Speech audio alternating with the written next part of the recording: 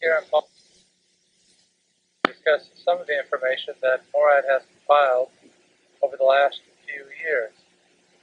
This information has been extremely beneficial to my progress as a performer on the PGA Tour, and I certainly hope that the time I spend today will inform you of some of the changes that have been incorporated in the framework of my golf swing over these last 24 months. Today's date is September the 10th, 1986. It's a beautiful day here in Palm Springs. Behind me is the lovely San Jacinto Mountains, and I certainly hope that this tape will be as refreshing to you as this lovely day of life is to me. Okay, let's begin now. There are three major frameworks to discuss this MORAD information. The first one I will discuss briefly here will be in relation to motor set, various principles that are associated to events that take place throughout the golf swing, and has the brain codes itself to control the various movements of limbs and joints and movements of the body throughout the address position, top of the swing, and certainly down to the downswing and into the finish. Secondly, I would like to discuss the elements of radius blocks, various radius blocks that are associated to controlling joint movement. Certainly joints move because of muscle contractions, and I will take the time to discuss their relationships throughout the golf swing to control the radius of the club head, its path up the plane, back up to the plane as the player goes into his finish. The third element I'm going to discuss is the 10 section, in which the club shaft will go in its orbit around the body, up the plane, down the plane, and around the axis once the centrifugal force sets into it. The 10 sections are quite beneficial to be able to break the golf swing down into its various stages so that you have a better feel and understanding of how these multiple complexities of the golf swing and how they eventuate throughout the golf swing. So let's begin first in discussing the motor set. First part of motor set I would like to discuss deals with the axis tilt. Now, in the golf swing, it's called the dual axis tilt.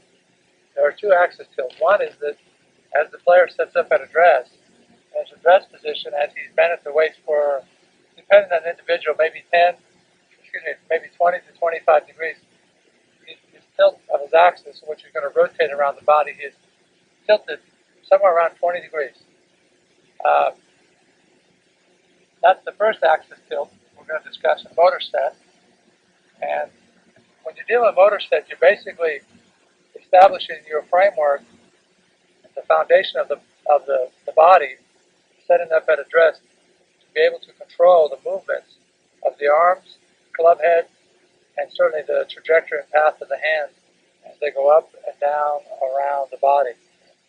Motor set is nothing more than establishing what your intentions are, what you intend to do with ball flight behavior and the various changes or things you must concentrate on. Okay, so we discussed briefly the elements of the first axis tilt and how the individual is bent at the waist.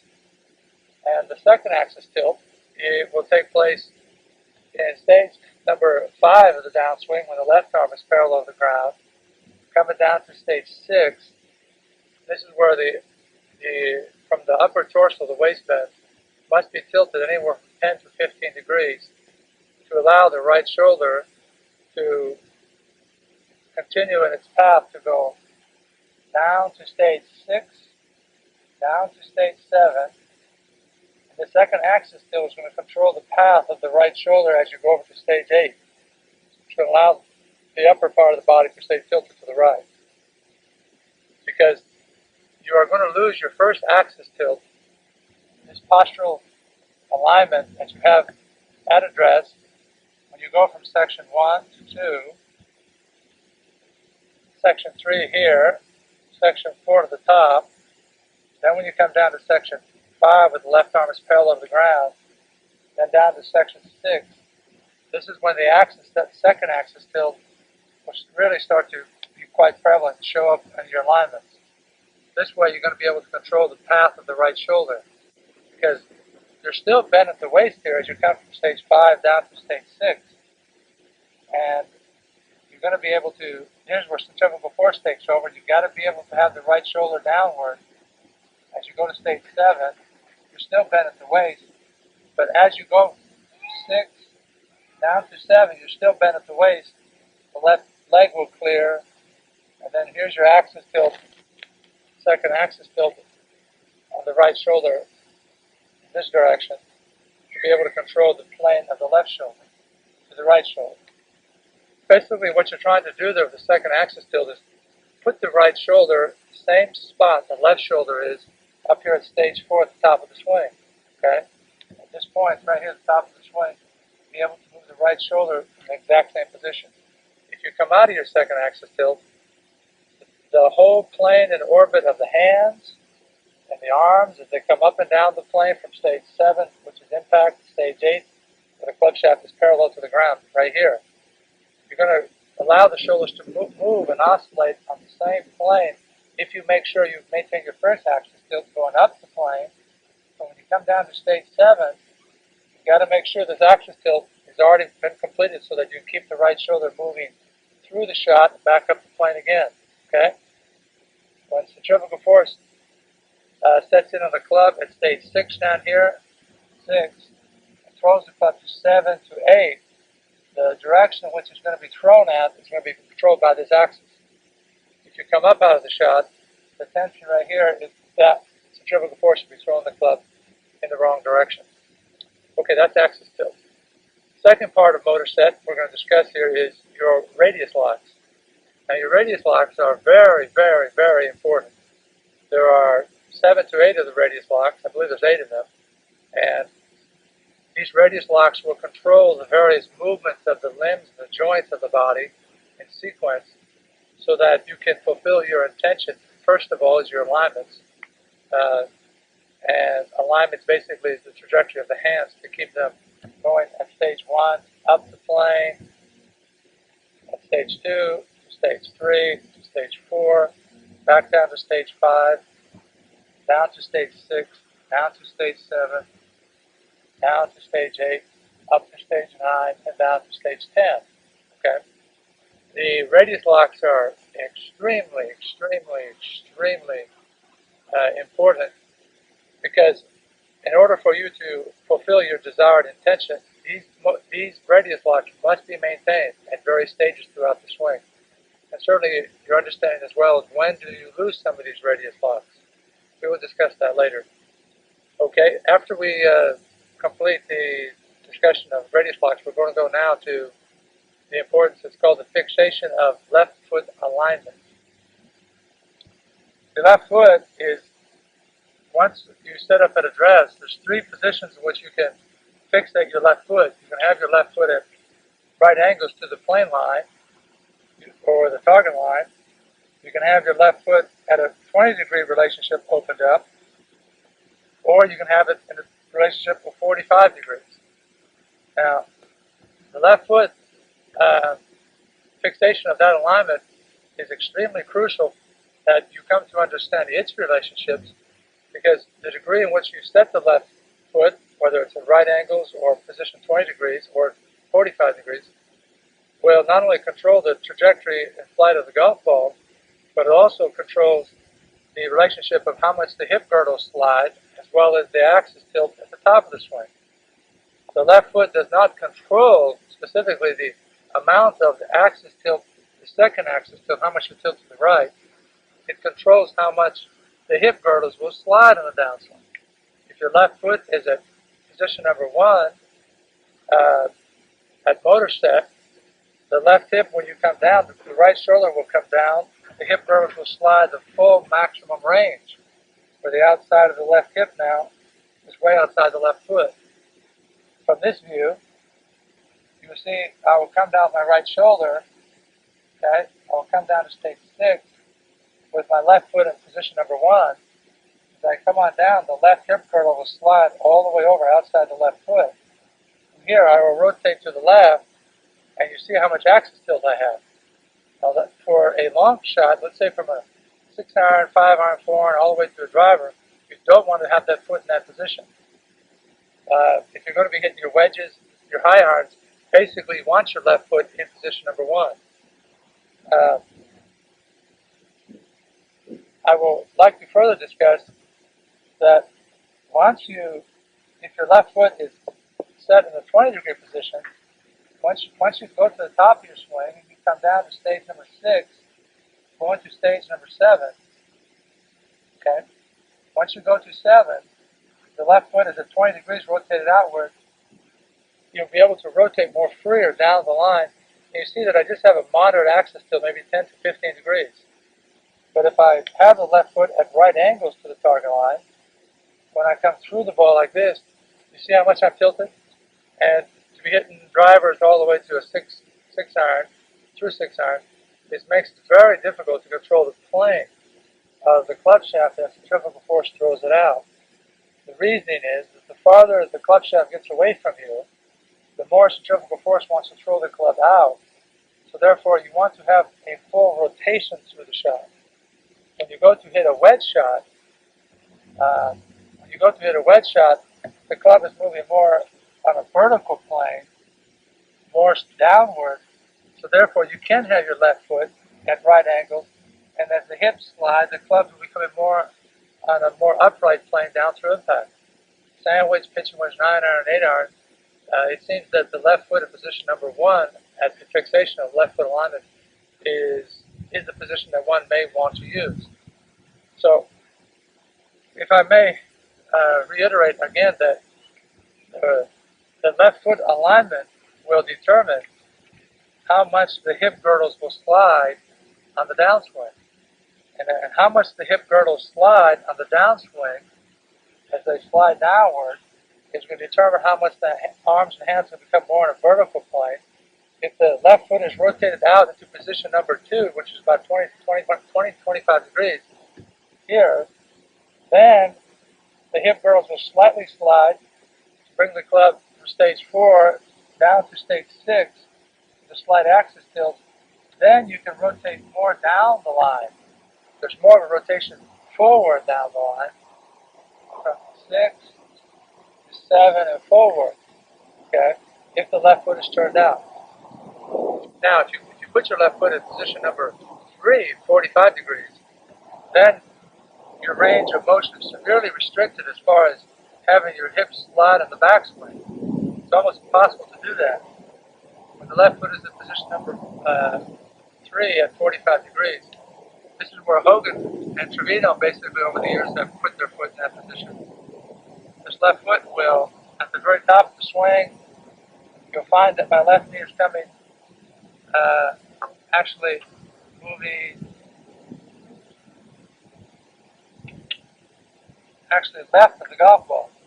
So your center of gravity field is more oriented towards the left side. As you take the club up to section 4, down to 6, and going to 7, the tendency when the left foot is out is to really have the massive rotation through the ball.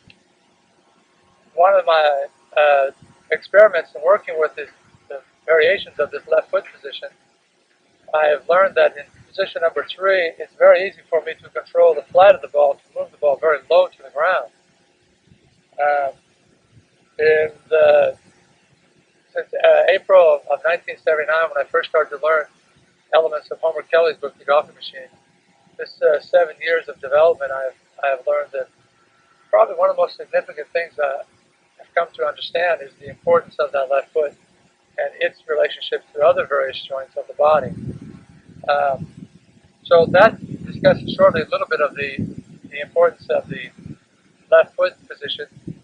In summary, I will say, one, the left foot position not only controls trajectory will affect the trajectory of the shoulders and the hands, the hips, but they also will control the trajectory and path of the golf ball as it ascends upward into the golfing the heaven. Also, the left foot fixation alignment will control the various degrees of how much the hips will slide and the axis tilt. Okay. Excuse me for a moment here. I'm a little thirsty. I'm going to get a little bit of water. Be right back.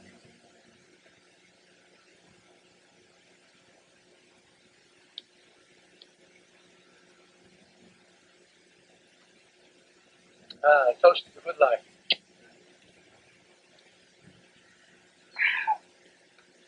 Better golf days ahead. Okay. So that was discussion, a little bit of radius locks. Let's go down to the left foot fixation and its alignment as one sets up to the ball. Let's go to motor set number 4 here, which is going to discuss the importance of rotation throughout the golf swing. Now, one of the important aspects of rotation is that once you've set up at the address position in section number 1, you're basically aware of coding the entire network circuit in the brain that's going to control the movements of muscles and contractions of muscles and stretching of ligaments in order for joints to move, and then their relationships and throughout the various sections and maintain radius locks. Basically, you're controlling everything through rotation. You don't feel that as you're in your posture that you're moving to a position, holding a position. You're aware of various stages in which various alignments must be maintained, but you're basically moving immediately up the plane, down the plane, all the way up through to the very finish. One of the reasons why you want to fixate on rotation is that because of the larger muscles, the proximal muscles, and their sophisticated circuitry to be able to take intentional acts from the brain, the cerebellum, to send messages out for muscles to move. The larger muscles move much quicker, they're much faster, and they're much stronger than those muscles known as the distal muscles and distal joints, which are 3 times weaker and they move 3 times slower. So basically, the address position, you want to be able to fixate on rotation going up the plane and down the plane all the way through. And one of the reasons why you want the rotation to be involved, because the next step of motor set is called the no release. You want to keep rotating to be able to hold off the release until the very last incident down here at section 6 when centrifugal force takes over. So when we will discuss shortly the importance of no release, you've got to come to understand what you are doing each one of these stages and how rotation affects the various motor sets of the radius locks, the axis tilt, and then when centrifugal force takes over. Okay, let's begin now to discuss the no release in the golf swing. Now, what does that mean? Set up in the address position. Once you go from section 1 address, going up to section 2, where the hands are outside the right foot and the club shaft is parallel to the ground. If there is a small miniature release, this is when you're going to feel it. When you're setting up at address, and immediately as the right elbow bends and the hands rotate and they cock upward into section number 1, here's your rotation setting in immediately going up the plane. Okay? Now, there is a small little release coming up here to section number 2. Then all distal rotation of the hands as they move 90 degrees to section number 2, and the cocking of the left wrist in anatomical terms is called radial deviation. That this position here is being held, and so there is a small release up here to section number 2. You don't want to be taking the club back on a more elongated arc and then flipping the club inward onto the plane. You want to be able to feel that the club is released upward immediately on the takeaway. So there's a feeling of a little bit of a small release and cocking of the right and left wrist up to section number 2. Okay, now again, what does no release mean? Our discussion in motor set of no release is once you've gone to section 4 at the top and you're coming down to section 5, down to section 6, is you're trying to rotate forward until the club shaft gets parallel to the plane, so that plane line, that's when centrifugal force sets over, and it's going to throw the club on its orbit around the axis of the body. Set it here at section 6, going to section 7, centrifugal force throws us on a 180-degree arc forward down the plane, and the club shaft should be parallel to your heel stance line right here. Okay. You at the top of the swing, we know that is section number 4.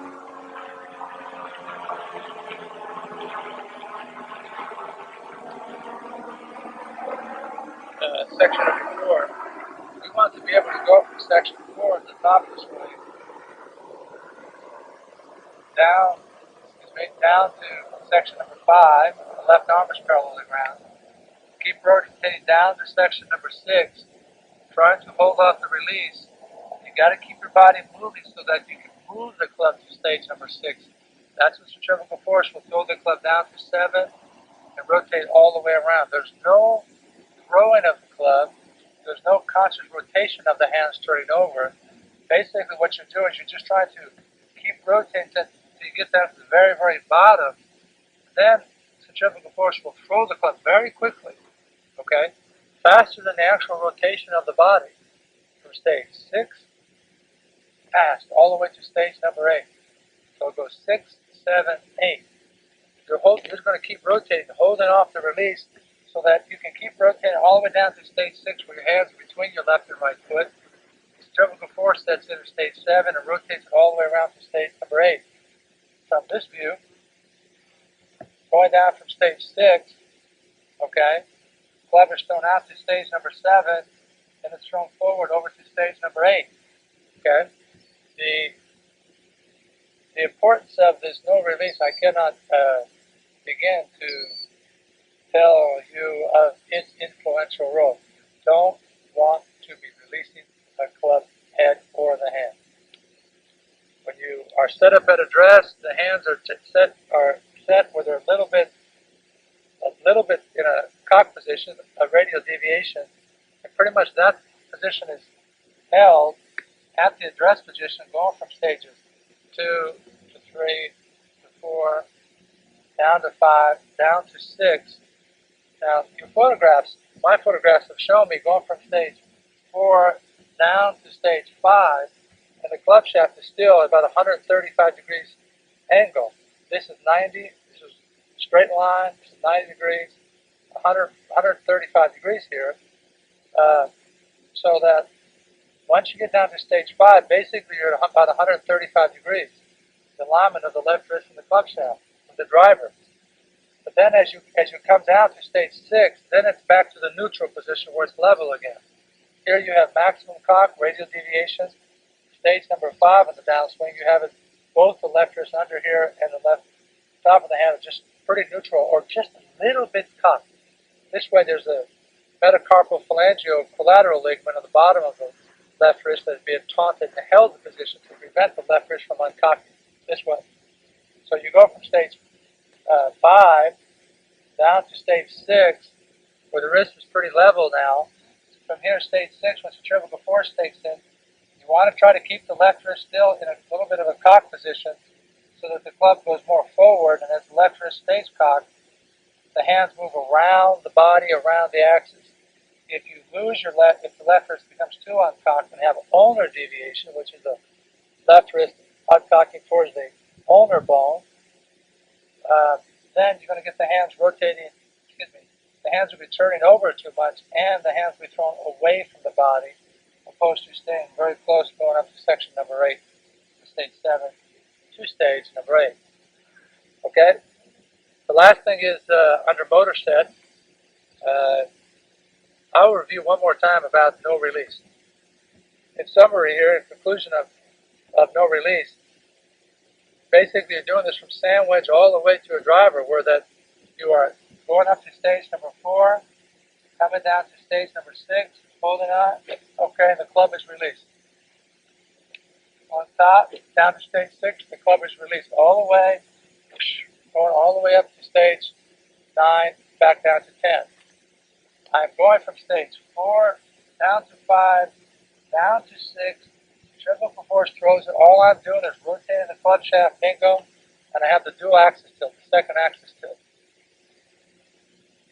got to understand the axis tilt must be maintained to be able to control.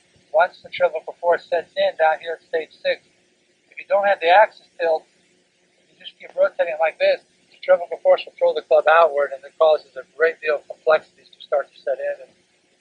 And the brain will start to exercise its adjustment systems of making compensations through other various parts of the body, of the anatomy.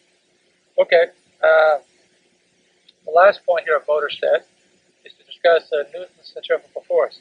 When does centrifugal force enter into the golf swing, and what role does it play moving this club shaft into a designated orbit away from the axis of the body? Okay? When you're dealing with the Newtonian force, time, and space, it's a very, very, very important element in the development of the golf swing, of understanding what role centrifugal force plays. The movie Star Wars said, "Let the force be with you." Well, for a golfer, you've got to learn to be in compliance to this ubiquitous force field that is part of this Earth and controls the planets, etc., and its orbit around the sun. So the relationship of centrifugal force is that anytime you are moving not in a straight line, but as you're moving on an arc, there's going to be some degree of centrifugal force. The longer the club shaft gets away from you, the more the club's going to be moving on an arc, so therefore the stronger the pull of centrifugal force is going to be. That's why earlier I discussed the fixation of the left foot alignment. As the left foot is opened up into the golf swing, it allows you to move more freer, more forward and down the line with a better rotation with a slight axis tilt. And you'll be able to generate a faster throwout action of centrifugal force, because the plane angle where drivers get farther and farther away from you. When we go to discuss the wedge plane angle, the wedge is moving more in a more upright plane. If you have the vertical wall of the target line or the plane line, the club head here, you'll see that the distance in which the club head travels top of the plane for a wedge outward to the plane line is a very short distance. So therefore the throwout action of centrifugal force is going to be very minimal. That's one of the reasons why you basically at motor set number 3 in establishing the left foot fixation and its alignment, whatever position you're in, you want your left foot to be more or less at right angles to the target line, so that the plane angle of the wedge comes more down the plane, so therefore you want a little bit more of a sliding action to be able to have the path of the club to come more underneath the ball. Okay, so this relationship of centrifugal force, it will set in down here at the bottom at section number 6 when the hands are between the left and right foot, going from the top, going through sections 5, going down through section 6. This is why you want to just keep rotating down to section 6. Bingo, centrifugal force throws it. 6, down here to 7 very quickly. You want to keep rotating forward over to stage 8 with the axis tilt. Okay? You're at the section 4, rotating down to section 5. Here comes the hip girdle sliding because of the right shoulder moving down. The degree of how much the hip girdles will slide is determined by the left foot. If I have the left foot out at 45 degrees, as I come all the way down, my body moves forward much more readily, much more quicker. It seems that the longer the radius is, the longer the club shaft is, the more the left foot's got to be turned out. I have found that if I'm just going to hit the flight of the ball with my driver and I want the ball to land and run 10 to 20 yards, I'm going to have my left foot in position about alignment number 2 at 20 degrees, the left foot alignment at the address position. So now the question is why do I want my foot in position number 2 where it's opened up to the left, so that I have a better rotation through the ball? One more point I'd like to share with you is that, excuse me, Mr. B, is that if you have a very upright plane angle to the top, where the left arm is not going right across the shoulder line, if you have it where it's very upright, if you have your left foot rotated outward like this, and it's very upright, the problem you're going to run into is that because the left foot is going to allow the rotation of the body to set in much more faster, the arm is going to be thrown away from the body more and more around the body. And it's going to be very hard to slide downward like this with the hip girdle here with the left foot rotated out. Now those players you'll find that are hit the ball very high, a very upright golf swing, they will have their left foot at right angles to the target line. Because as the arms are very high away from the body, they've got to slide themselves downward to have the slide, this neurological clutch set in here, to slide forward to get the arms back here down on the plane in gear again, so then their rotation sets in. It's a very complex movement. You cannot be you cannot generate a lot of club hit speed. If you do generate a lot of club hit speed and have such a high plane angle, and your left foot is at right angles, you're going to run some severe complications because the hip girdle cannot be coordinated with the upper torso and the lower torso to be able to time it to move the club up and down the plane and forward with any kind of real serious accuracy. It's very, very, very difficult. So, in discussing the centrifugal force relationship again, in conclusion, it will set in down here at stage 6. Once you get to stage 6, you'll go out to stage 7.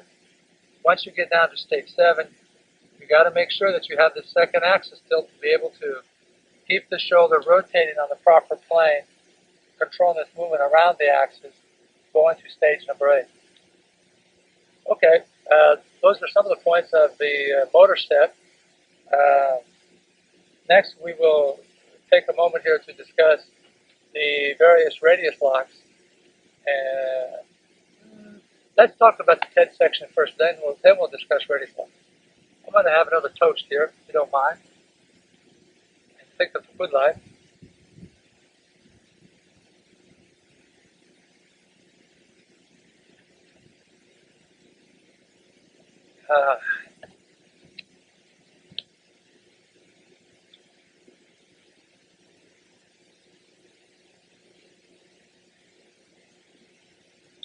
Okay.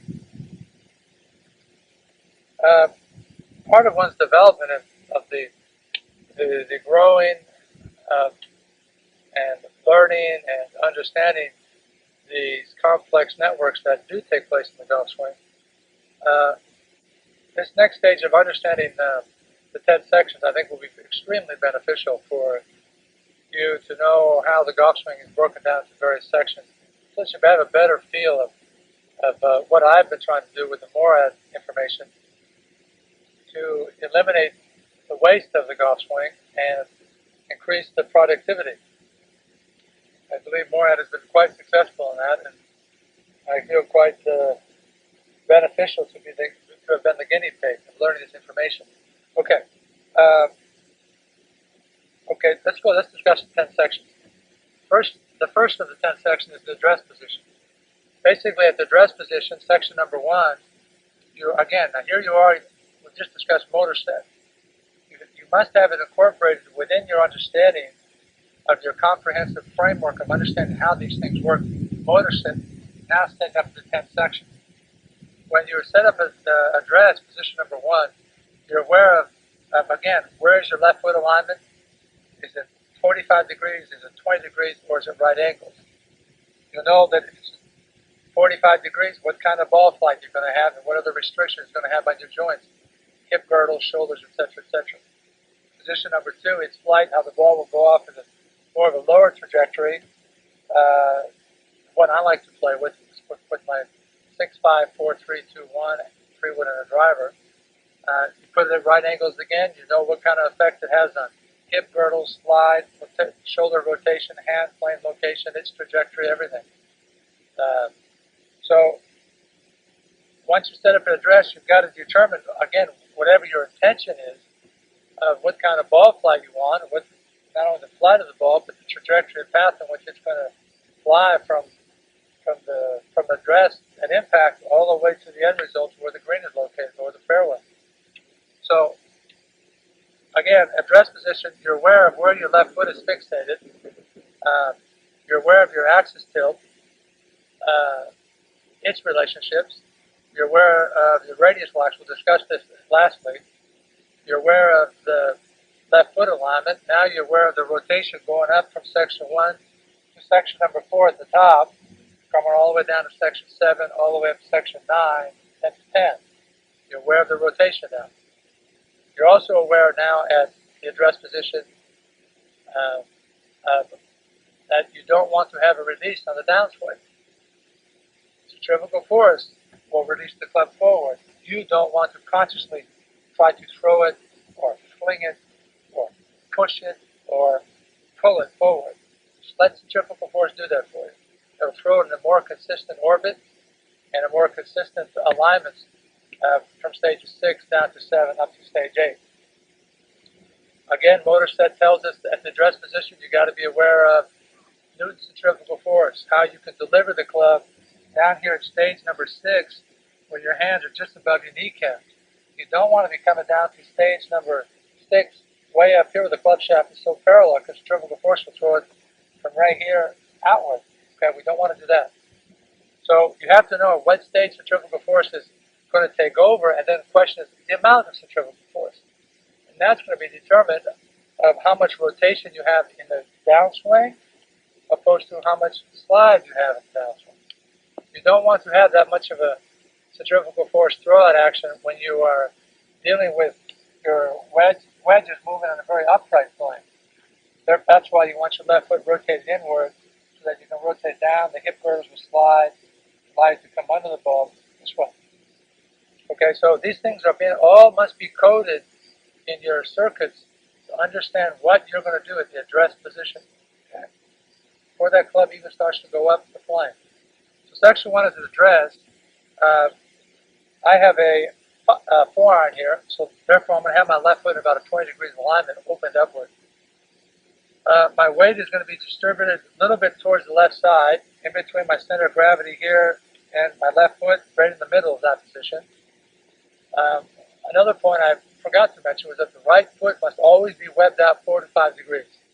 You have your left foot hitting this forearm for me is rotated 20 degrees. The right foot is always braced 4 or 5 degrees open, so that it will help you to brace the right foot. If the right foot is turned inward, it's very easy for the right hip girdle to slide, and too many complexities take place when that happens.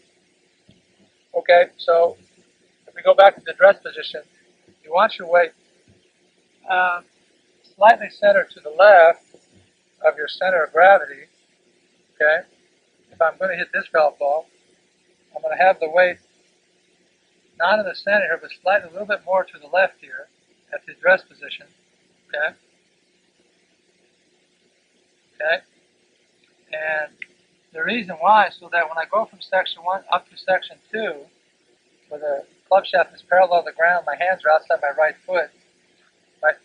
As my shoulders turn, my center of gravity weight is going to move a little bit towards the middle now. And so that on the downswing, once I go from section 4 down to 5, and my hip girdles start to slide, it moves the center of my weight back towards the left side again, inside the left heel. Okay, so that I can come to that point, have the hip girdles there, maintain the second axis tilt, then bingo, rotate around that point. Okay, that's section number 1. Nothing is moving yet, but you're aware the moment that club goes back of all the relationships that are going to start taking place once you go to section 2. Okay, section number 2 is in a position where you go from section 1 up to 2, the hands are outside the right foot. Now what moves this club shaft from this position to address to its 90-degree position here in section number 2? The right elbow contracts, the hands rotate immediately. They rotate 90 degrees with the hands cocking or radial deviation. Okay? They begin its path of the club releasing upward and starting to cock. And the hands are just outside the right foot. At section number 2, the shoulders have turned about 8 to 10 degrees. And once you go from section number 2 up to section 3, all rotation of distal joints have been turned off. Rotation of the hands, it rotates because the elbow is bending. You don't want to move your hands independently, like this, on the backswing. You don't want to be going this way. As the right elbow bends, the right elbow moves in the trajectory around the rib cage, and it stays as it rotates around the rib cage here. You've got to be aware the right elbow stays very close to the body as it goes up and down the plane. Okay, so Going from section 1 up to section 2, the hands outside the right foot, the right elbow contracted first, the hands rotate and cock, and simultaneously you've got to be aware up in your neck and your shoulders, the trapezius muscles in the back around the neck here. They are turning the spine, they're rotating around the axis, and you've got to make sure that you have right elbow bent and the hands rotating. Then also you're going to have to start the rotation of the hips and the shoulders together, right? All the way down to the feet. So simultaneously you have contraction of the right elbow, you have flexion of the right elbow, you have the hands rotating, the hands cocking, as well as the shoulders rotating 5 to 10 degrees. The hips will rotate 5 to 7 degrees, and the knees will rotate from the address 5 to 7 degrees as well. Okay, going to section 2. Once you're at section 2 and you're going up to section number 3, the shoulders will have turned almost 80 to 85 degrees. The knees have turned the full range of 20 degrees. The hips have turned almost 45 degrees.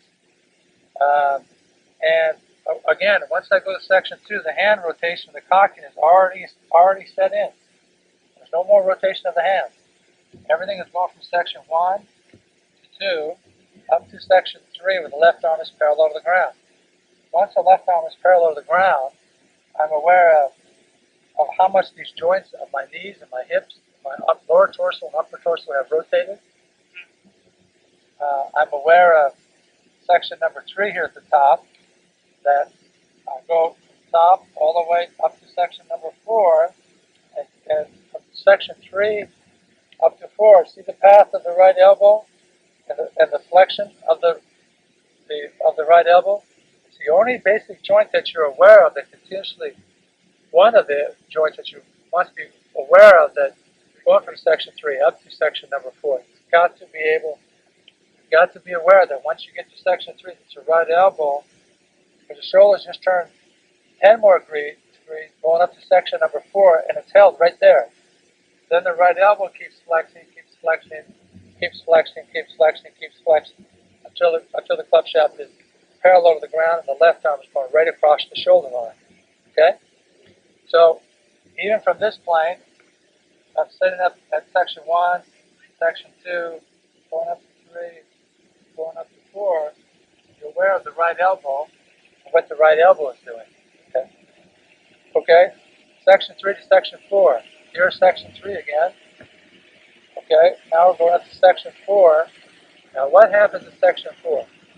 You have top of the swing, club shaft parallel to the ground. You have the trajectory of the right elbow, started at address and went up around, like the moon around our Earth. It's on a certain elliptical orbit. You don't get the right elbow flying away from the body.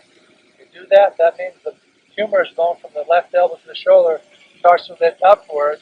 The scapular joint in the back of the shoulder, it starts to go upward, and you start to lose your axis tilt moving up this direction. And then you have to make a compensation of downswing. We don't want to do that. It's too complex. Too complicated. Okay, so here we are again at stage 4 at the top. Now, what do you have to code? What can you be aware of? And what can you monitor from stages 4 down to stage 7, which is impact? I have come to learn that from section 4, I'm basically aware of my right shoulder at the top of the swing. My right shoulder is not going to move perfectly at the top of the swing. It's not going to move perfectly vertical in this direction. Okay?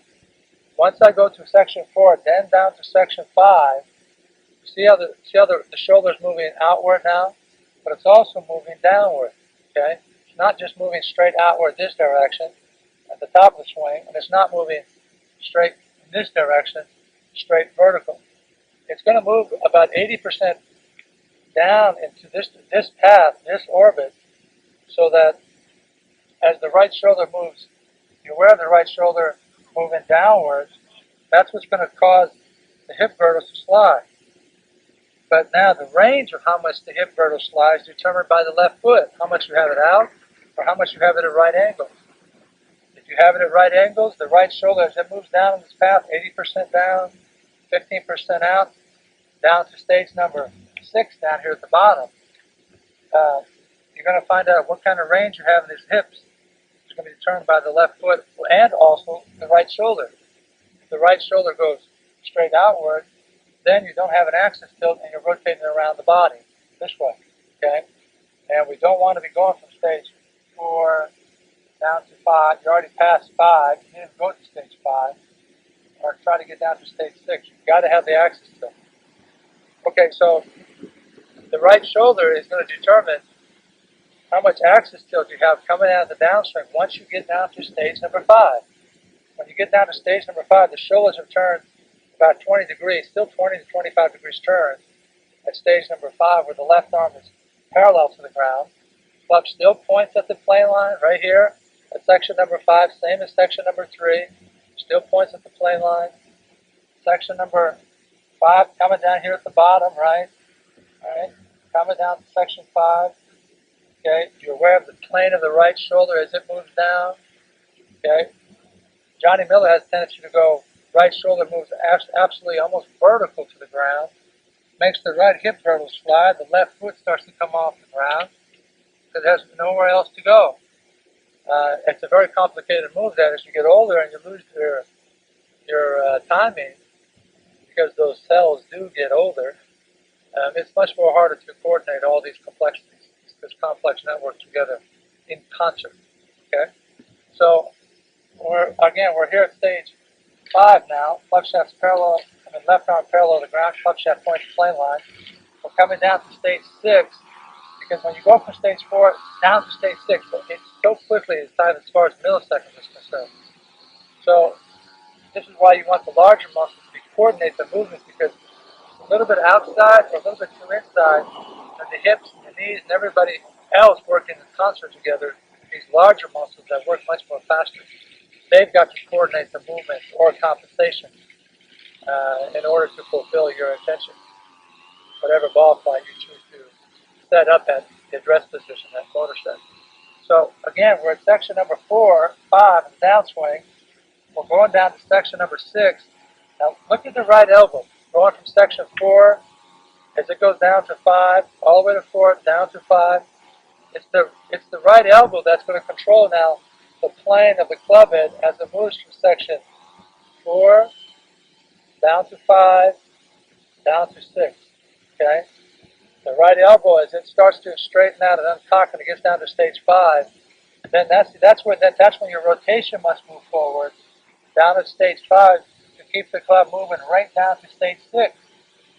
The right elbow will help you from stage 4 just down to about stage 5 as it straightens out. Then it's very hard to keep everything moving this direction. See the joint come out of the socket. You don't want to do that. So the right elbow is beneficial from stage 4 right down to stage 5. Then you've got to keep rotating. Now the shoulders are going to have to start moving more forward. Okay? At stage 5, as the club comes down to stage 6, look how the shoulders are starting to square up. And as you get down to stage 6, the bottom here, and centrifugal force starts to throw the club forward, that's when you've got to have the second axis tilt. As the club starts to move forward, then you've got to start moving your body. You have to start moving your body rapidly from stage 6 to stage 7 to be able to coordinate yourself with the pull throw out of centrifugal force. So that's why you have to keep rotating in motor set number 4 coming down. Keep rotating, so that you can hold off the release until you get down here to stage number 6. Okay? Got to keep rotating because that's what's going to move the club down to stage 5. Right elbow goes from stage 4, moves the club down the plane to stage 5. Then as you get down to 6, this is why you got to keep rotating to move the club forward up the plane over to stage number 8. Okay, so as we go from stage 5 here, okay, now we're going down to stage 6. When you go from 5 to stage 6, you've got to make sure you got that the axis tilt number 2 tilted to the right now, because that's what's going to control keep the right shoulder on the same trajectory down into impact up into the finish, right? So that you're not coming out of this second axis tilt. Coming down here to stage 7, over to stage 8. You don't want to be doing this because this starts changing the vestibular ocular response of the eye muscles, ocular motor muscles, and the vestibular semicircular canals in the ear that monitor balance. They're all going to be altered and all going to be changed, and they're going to start making compensation for you. Also, it's difficult to maintain the image of the golf ball in the center of the eye when you come down and the head starts flapping around, moving this way or moving down into this direction. That's why one of the radius locks is the head-neck radius lock, so that you don't want the head to be flapping around. Okay, so we're back here at 5, going down to 6. Centrifugal force is ready to set in at stage number 6 here. When you go from stage 6, going down to stage 7, you're aware that you want this left radius and the left wrist maintained. Okay, stage 6, going to stage 7, you keep the rotation going. Once you get to stage 7, bingo, then you're going rotating straight left. Okay, there's certain cells in the spinal column defined as CPG, central pattern generators, that control the movement of the lower extremities, the lower torso, in its path to move straight left here. And that's basically the part of the spinal column that's in charge of the controlling this kind of movement, moving left up the plane angle. So you want to be able to be aware at stage, what happens at stage 6, what joints are doing what, going down to stage 7. Now, when you go to stage 6, going to stage 7, centrifugal force goes at 7. At stage 7 down here, you're aware of the left radius lock in the left knee, okay, starts to straighten out. As left leg straightens out, coming through here, stage 6, going through stage 7, left leg straightens out to be able to free the left hip. You don't want to be turning the left hip out of the way because you lose all your upper torso alignment. You want to have your left kneecap straightening out. It seems to emanate from the kneecap. It goes left, it rotates, then it frees the hip to coordinate itself with good movement between lower torso, upper torso. If the hip turns too fast right away, it seems to sabotage all movement. So, once you're at stage 6, you go into stage 7. Now you're losing the radius block in your left knee, which frees the left hip to keep the club moving forward down the plane angle. Okay? As the left knee straightens out, left hip clears at section number between stage 6 down to 6, 7. You've got to be aware of when impact's going to take place, so you can clear this left leg, clear the left hip. Then you're going to change the radius block in your right kneecap as well as your ankle. Okay, right ankle's going to come off. We'll discuss that in the next point when we discuss the radius block. Okay, so stage 6 at the bottom, to stage 7. When you get to stage 7, you're going to lose the radius block, in your left knee, your left hip, also your waist bend here. You're going to lose the first axis tilt that you set up at a dress movement. You're going to come into impact, bingo, you're going to start coming out of the shop. You're going to come out of it, but you're going to keep your axis tilt to the right. You don't want to be coming up and out of it up this direction, because now you're going to change your head and neck radius lock. The inner ears, you have to try to make the compensation, and it makes it very complicated. So, once you get down to stage 6, you're going through stage 7, which is impact. Boom, bingo, you rotate over to stage 8, where the club shaft is parallel to the ground here. Once it gets to stage 8, club comes up to the top, up and over. But when you're here at stage number 7, you're aware of the recocking of the left wrist again. The wrist have to recock and come upward. You don't have to go like this. You just have to be aware of, as centrifugal force throws the club, is you've got to let your wrist start to recock the club head this way. Okay? Once you get to stage 8, the arms are straight, the wrists are recocking. As the wrist recocks, okay, or on radial deviation coming up here, the weight gets lighter now. You see this? Here, it's at the maximum weight, and it's very hard to slow the club head down. You must train yourself to recock the club, and as it recocks, then it slows down the right shoulder movement. Okay? It begins to slow it down. Once you get over to stage 8, then you have both elbows cocking and bringing the club straight vertically up and over. Okay? And that's what slows down the right shoulder to keep the shoulder in the same inclination you had at a dress. Rotate up to the top, top of the swing, come all the way back down to stage 8, and have the right shoulder in exactly the same position. Okay? So here's section 7. You lose the left knee, come up to section number 8, bingo, section number 9, then back forward to section number 10, with axis tilt number 2 maintained throughout the entire duration. From section 4, 5, 6, 7, 8, 9 to 10, throughout the full range, you've got to know from section 4, 5, 6, 7, 8, 9, 10, you've got to maintain that second axis tilt. It would look like this, going up to the top. Okay. I'll hit a ball right here. Okay. Okay. Watch me maintain the axis tilt. Okay. Axis tilt is maintained. A little bit right. Tilted down to the right here. I'm just aware of motor set going from section. Once I get to section number 4, going down to section 6. See how the left wrist hasn't moved outward yet? It moves outward at the very bottom. The force throws it here. Then it comes straight up and over. Okay? Okay? Top. Okay? So, got to keep that axis tilt in section 1 at address, 2, 3, 4, down to 5, axis tilt going down to 6. Now you're at stage 7, the axis tilt, going to stage 8, straight up over to stage 9, okay? Then stage 10. Okay?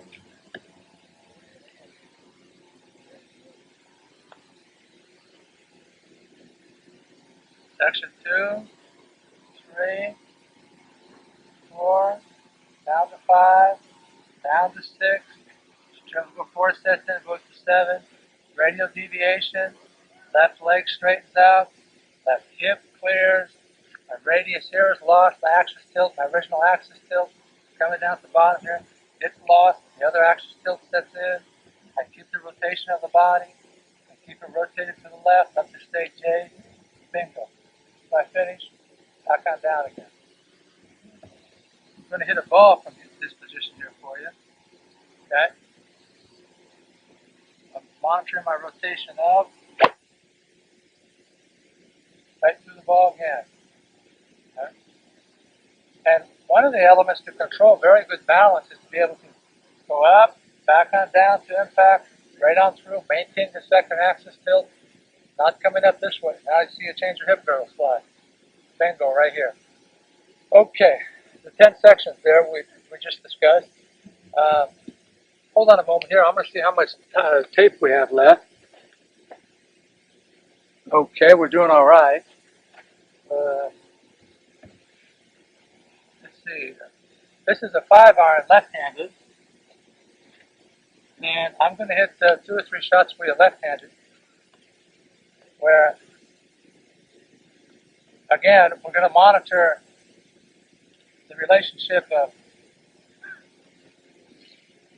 of the various sections again, where I'm going to section 1, 2, okay, section number 3, the right arm's parallel to the ground, section number 4, down to section 5, down to section number 6, here, centrifugal force sets in section 7, going to section 8, up to section 9, down to section 10.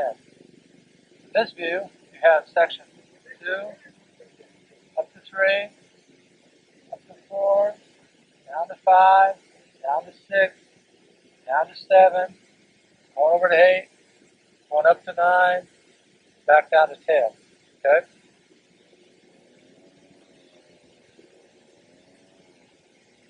Okay? Where my right foot position? I got a 5-iron in my hands here. Take the glove up. Okay? Very simple rotation. Soft little 5-iron here. Okay? Motor set up.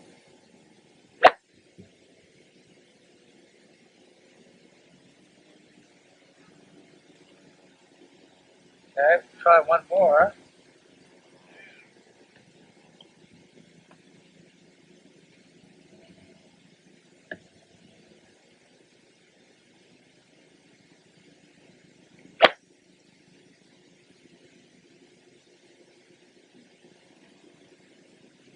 Okay, those are the basic 10 sections. I hope they've been beneficial. I'm going to pour myself a little glass of water and take a rest here for about 25 seconds. And then we'll go into the radius blocks. Okay?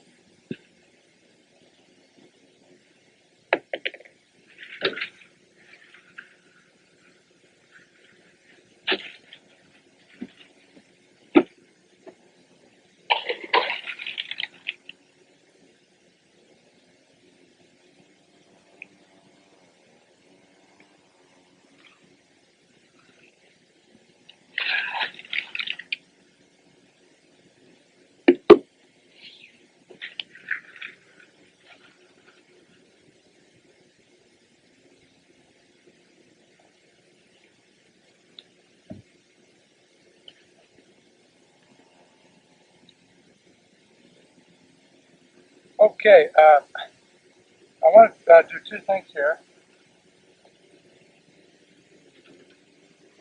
I want to check, I'm going to have you observe me take 2 practice swings with the driver and then 2 practice swings with the left-handed driver. Again, here I am setting up at address, and I'm aware of my rotation, going through the various sections, 1, 2, up to 3, up to 4, down to 5, down to 6, going to 7, going to 8, going to 9, going to 10, keeping the axis still. The side view of the shot looks this way. Again, I'm just rotating up very quickly, back on down. Okay. A little angle here, up. Okay. It's amazing how consciously you have to learn these elements, but then once they're applied and you break it down, you know each little step you must incorporate into the overall network, and these are little sub-programs being developed and worked into the overall program as one unit working as one whole, as one framework. Then it's amazing how I can just set up to the ball. I already have the radius blocks monitored. I just have to make sure I be aware of my left foot alignment, and basically it's just the rotation up, rotating through the ball. Okay, rotation up, bang, through the ball. If I go in this direction, up the plane, bang. See the axis tilt? Ball going up. Okay, don't see any of this action going on here. Okay, that's right-handed. Left-handed, we have again, setting up at the address position, going to section 2, up to section 3, up to section 4, down to 5, down to 6, going to 7, going to 8, up to 9, down to 10. Okay? Setting up very slowly here. Okay? Again, going to the top. Okay? One more. Okay? Some a little side view here. Taking the club up. Okay? A couple more. Full view. Top. Okay? Another one. Forward. Okay? And a couple this way. Going up the plane.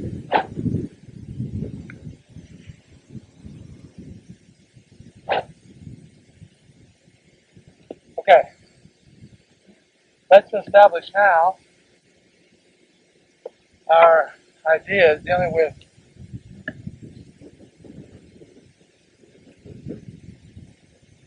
the radius locks.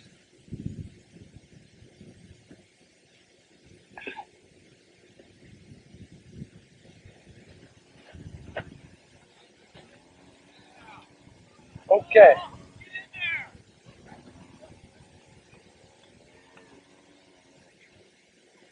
One of the first points of radius locks, there are 8 of them in the golf swing.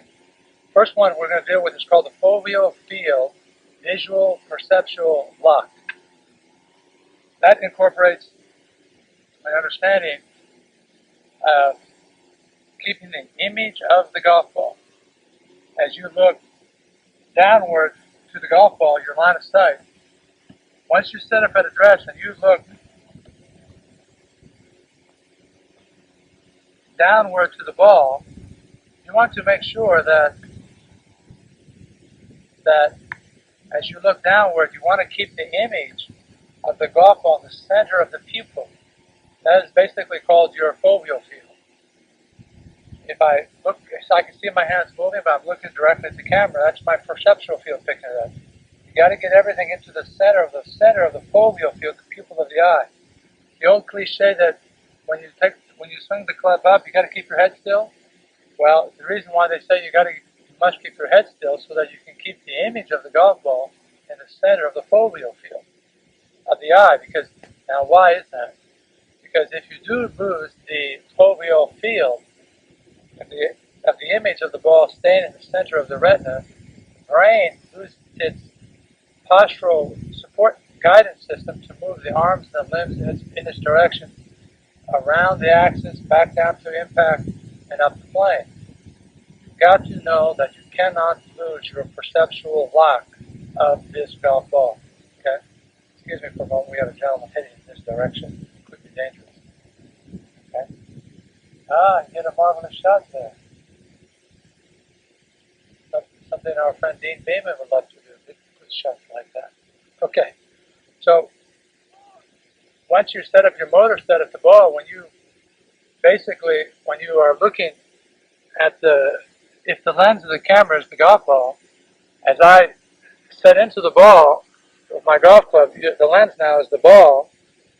Well, when I turn my head to the right, my eyes are rotating to the left now.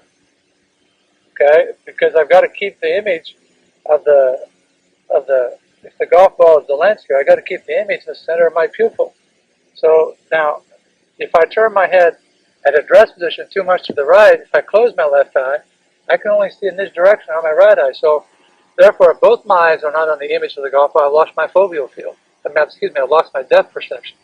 Then matters get very complicated. You cannot play on a virtuoso level if you don't have both foveal fields in your right eye and your left eye focused on the golf ball.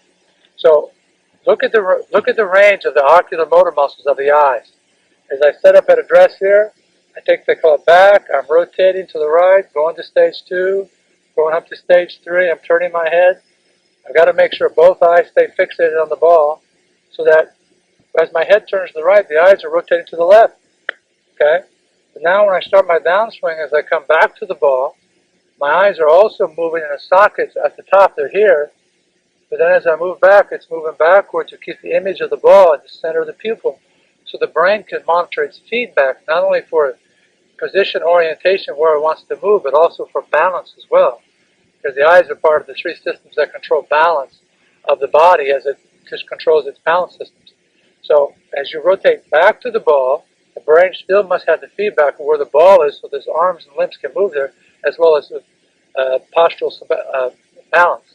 So you're at the top, you're coming down here, bingo, the head's moving slightly to the left, the eyes are moving right in its socket. You come down at the bottom here, bingo, impact, right? Well, just after impact, until the club goes from stage 7, halfway up to 7.5, the head's moving left and the eyes are moving to the right a little bit. Once you get to stage 7.5, then the whole system rotates to the left and up into the plane. Excuse me. I'm checking the battery to make sure the battery doesn't get too dry. Okay. So the foveal field is very important to be able to keep the image of the golf ball in the center of the eye. Another point here is the foveal field. It's really connected to the second radius called the head-neck radius lock. It's because when you set up at address for the head-neck radius lock, remember all these radius locks are pretty much being established at the address position. It's almost part of your motor set as you go up the plane, down the plane, back up the plane again. you also have to be aware of the eyes. Once you set up at address, you don't want to be too upright with your head neck radius lock, because now my eyes are looking straight downward, and I can see the ball here. I can only see this area. Okay, I cannot see my feet. And you don't want to have your head up too high, because then the eye muscles must stretch downward. Okay, to try to see the golf ball. That makes it too complicated. You want to be able, when you look downward, rotate your head down here so that your visual field, I can see, once I set up at address with my head positioned here, in this position for me, I can see my waistband, all this area around here, my visual field, as I have my head rotated downward. Okay? And that head position is maintained to top of swing, downswing, all the way, bingo, up into stage number 8. Okay. I'm very much aware here that this visual field is established here, and I don't want to get my head up here too high, where now the basic center of my visual field is up here now. Okay? It's up here now. I want to be able to move it downwards so it's in the center. Okay? Very, very, very important. Because if your head's up too high, when you come down to the impact, when you come out of that, once your axis tilts, the head shifts and you get a blur spot to the location of the golf ball. It's very hard for the brain to monitor its next step, where it's supposed to move to from the various sections. Okay, that's your second radius lock. The third radius lock, very important one here, it's in the right elbow. The right elbow is as you set up at address, once you go to section number 2, you have the flexion of the right elbow on the backswing. The hands rotate upward to 90 degrees from address to section number 2. The hands continue to cock. The right elbow continues to flex as it goes up. The right bicep is flexing upward. The right forearm, section 3, going up to section 4, and aware of the bending of the right elbow and the path in which it goes away from the trajectory, in its trajectory around the rib cage. Okay? Your section number 4 at the top, you're coming down to section number 5, you're aware of the straightening of the right elbow here, all the way down to straightening of the right elbow, down to stage 4, down to stage 5. Then as you rotate forward to the bottom, now the mass is moving downward. Okay, now you know why I was checking that battery, because it seemed that it was going to run out any second, and it certainly did. Please forgive me. Okay, I think I was at the point here discussion about the right elbow and the downswing here, how the right elbow, as you go, you notice there's no more distal rotation in the hands anymore. Once you get to section 3, going up to 4, okay? Once you're in section 3, you start to come down as the right elbow controls the movement of the club coming down the plane, okay? The path of the left arm, the right elbow bending controls that path, as well as the path of the club head coming up the plane and down the plane, back and down to section number 5 here, coming down to section 6. To section 4 at the top, coming down to section 5. The right elbow will take the club from section 4 right down to section 5. And then as the shoulders move forward, down the line, it's going to move the arms from section 5, down here to section 6 is going to be controlled not so much by the right elbow anymore, but the falling of the mass of the club head as it gets parallel down here to stage 6 as it moves outward. Okay? But the right elbow's basic function is pretty much over with once it gets down to section 5, and then as it extends a little bit forward. You don't want to extend it too much out, too much more in this direction. It's still coming down and stretching out this way. Very close to the body, stretching out here. It's not going out that direction. It's coming down, right elbow's coming up here, down this way. Okay? I'll put my right hand on it to see the path in which it's coming down. Okay? You don't want to extend it this way, because then it's going to throw the radius off. Very sophisticated movement here with the right elbow. And basically for me, once I take the club to the top and I come down like this, I basically have learned at what point the right elbow straightens out and it stays very passive. Then centrifugal force takes into stage 6, stage 7, going to stage 8, back up. Okay, so that right elbow relationship is very important because it's going to control the plane of the left arm as it comes down to section 5, down to section 6, moving forward to section number 7. So, at right elbow, the radius lock number 3 is very, very, very important. At the bottom here, at impact, the right elbow is a couple inches from being straightened out. It fully straightens out at point 6, at stage 7.5 for stage 7, section 7.5, your stage 8. So halfway up towards section 8, the right elbow is fully straightened out. Then the wrist starts to recock here again. Bingo. Okay? You don't want to have the full rotation of the hands turning over. You want to hang on to that baby, then come on up as if there's a blocking action.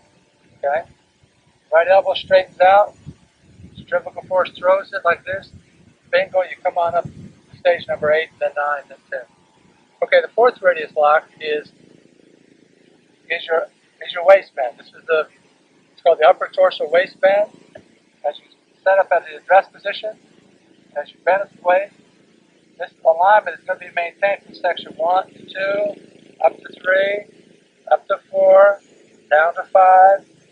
As you go down to section 6, now you have an extra tilt now to the upper torso waistband. Okay?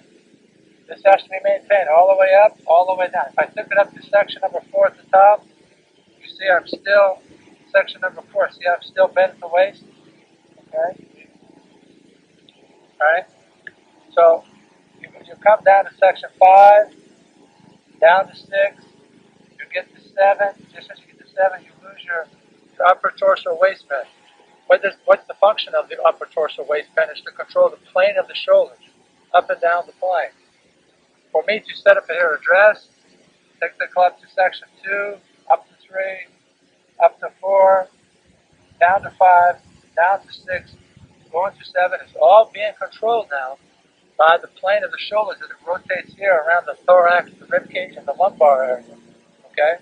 The plane of the scapula bone, the back of the shoulders, are all going to be affected here by this waistband as you set up to address.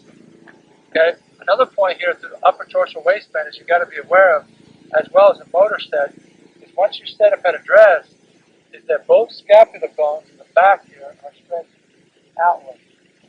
It's almost like, you know how the Hulk would go like this? That's the basic thing you're doing once you set up at the address position. The muscles in your trapezius are stretched outward. Okay? They're outward in this direction. Very important because it allows the muscle to be contracted to move around the axis much more readily. That's being established at your upper torso waistband radius lock. Okay? Okay, next radius lock is your left wrist. You've got to be able to make sure you know the function of this left wrist staying in a level position pretty much throughout the address position. Then moving up to section number 2, it starts to become cocked, or radial deviation sets in. Here, going to section 3, going up to section 4, see how level it is, a little bit cocked, coming down to section 5, max 130 degrees cocked here, down to section 6, the right elbow starts to straighten out. Okay, the left wrist, the left hand is pretty much neutral here. Then it moves, centrifugal force throws it forward, down the plane. You want to make sure this stays pretty level. You don't want to start having the left wrist uncocked, going from stage 6, going to stage 7, and uncocking here because as the hands go uncock away, the shoulders start coming up, and the club is thrown into an orbit that we don't want to be dealing with. It creates too many errors, unfortunately. So, once you get down to stage 6, going to stage 7, you got to make sure this hand stays in a neutral position pretty level, not uncocked. Because this way the hand will continue to move right around its axis of the body.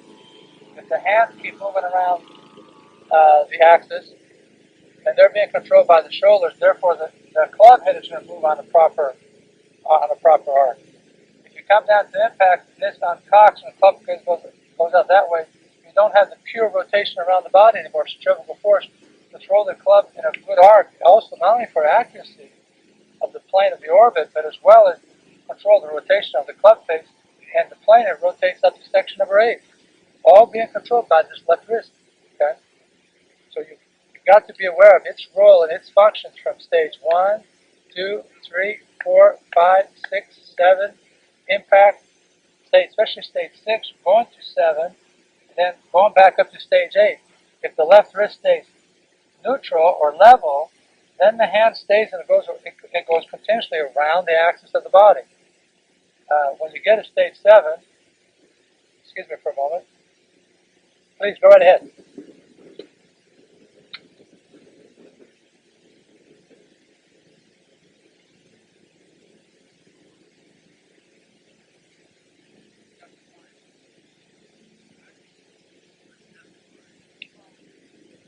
Okay, so at stage 6 here, left wrist is rotating forward now. It's not rotating uncocked in the ulnar deviation.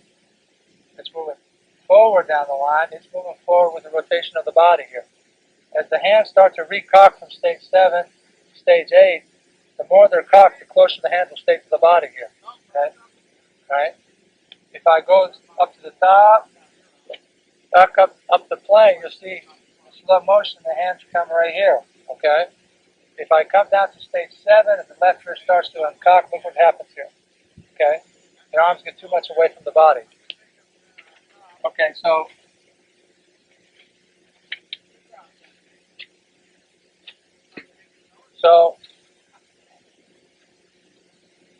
excuse me.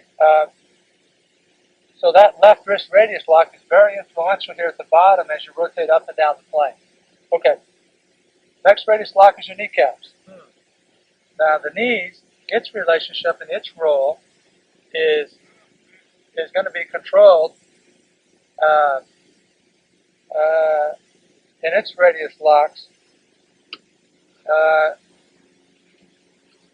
Remember, the whole function of the radius lock is to be able to discuss the controlling the radius of the club head as it goes up and down the plane. Okay.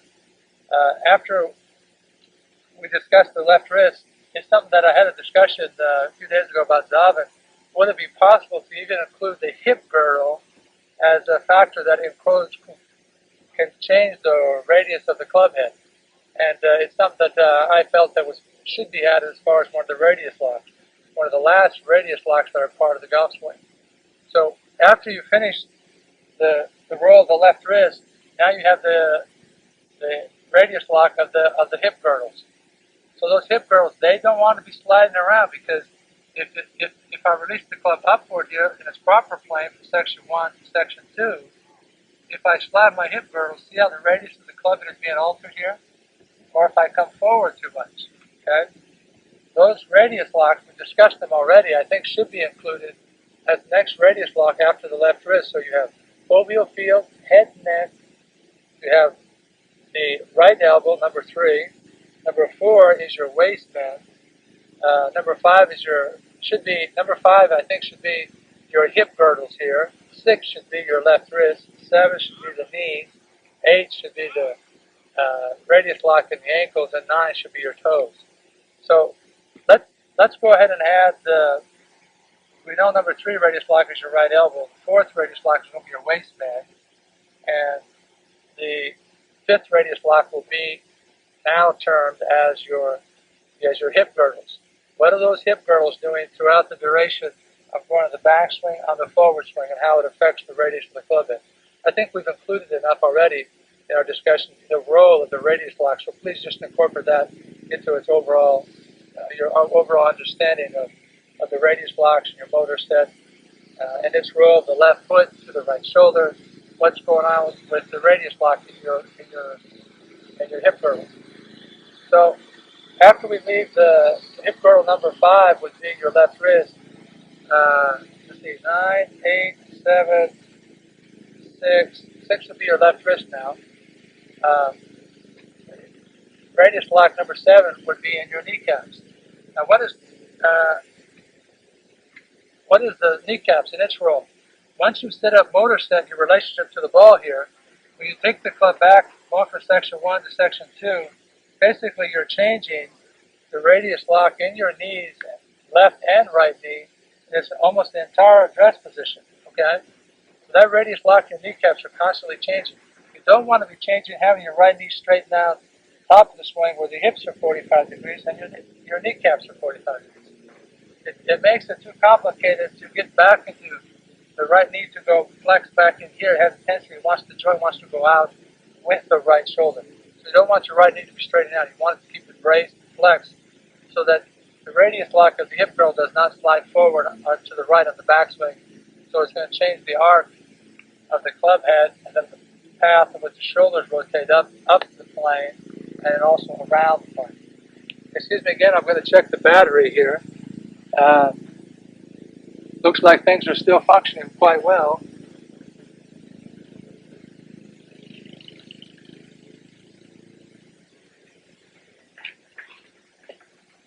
Okay, so again, the radius locks in your knees, you know at what stage is what they're doing as they're in a transitory mode. They're always moving all the time. You go from section 1 to 2 to section 3. Section 3, the knees are turned 20 degrees. You go up to section 4, going up to section 5, down to section, 4 at the top, down to 5, down to 6. Now stage 6, you're back at the address position. But when you go off to stage 2, 3, 4, 5, 2, 3, and 4, then down to 5, the knees have changed. The radius is too low. Okay? As you come down to stage 6, at the bottom down here, once you start centrifugal force sets in, you go to stage 7, you've lost your radius in your left kneecap, also in your right knee, all the way going up into stage 8, 9, and 10. Okay? The right knee in the downswing does not go this way, it doesn't go outward. It's a problem that's been quite prevalent in some of the tour players and watching them over the years. And that seems to be conducive because when the player gets to the top of the swing, the more he rotates outwards and the right knee has tendency to go with it. So you've lost the radius of the hip girdles, how it slides. As the hip girdle slides, again being determined by the left foot, the range of it. As it slides, you see the shoulders drop. And as the right side drops like this, you want your right knee to be dropping inward into this direction. If the right knee stays perfectly straight and you try to flex, then your range of motion is very limited. But if the right knee drops, then the right shoulder can drop much deeper. Now, so that basically explains some of the principles of the right kneecaps. I'm sure that all of you will work it out to the degree of employing it at the right time and right place based on the length of your arms and your legs, and again, the idiosyncrasies of what feels comfortable for you. Okay, let's go down to the ankles. At the dress position, section 1, going through section 2, going up to section 3, going up to section 4, I have not altered my left ankle alignment. I don't want to be going section 1 to 2, then start lifting off the ground here. There is no logical, rational reason as to why you want your left ankle radius to ever be altered from section 1 to 4 all the way down to section 5. There is no reason whatsoever to lose the left ankle radius lock. Because if that comes off the ground like this, there's too many problems it creates.